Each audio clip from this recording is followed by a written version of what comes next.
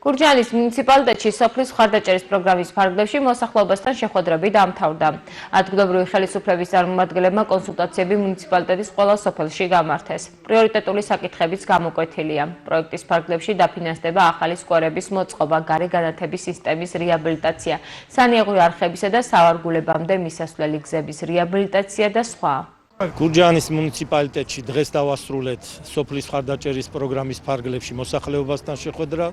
5 სოფელი შემოვიარეთ. პრიორიტეტები არის შემდეგი: სავარგულებთან მისასვლელი გზების რეაბილიტაცია, სავარჯიშო მოსასვენებელი სკვერების მშენებლობა და რეაბილიტაცია,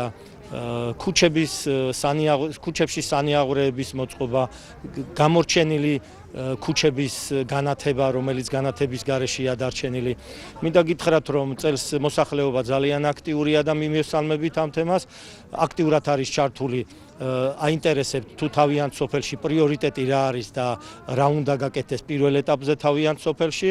ასევე გეტყვით, რომ წელს 520,000 ლარია გამოყოფილი ცენტრალური ბიუჯეტიდან აღნიშნულ პროექტებზე და ამ თანხას დაემატება მუნიციპალიტეტის ადგილობრივი ბიუჯეტიდანაც შესაბამისი თანხა გარკვეული პროექტების შესასრულებლად. ასეთი კრებები ყოველთვის აუცილებელია, იმიტომ რომ რაღაც საკითხებია ისეთი, რომელსაც პრიორიტეტი აქვს მისანიჭებელი, გამოყოფილი თანხით გავაკეთოთ. ძალიან წაადგა ეს პროგრამა, რამდენიმე წელიწადია მოქმედებს და ძალიან წაადგა ჩვენ სოფელს.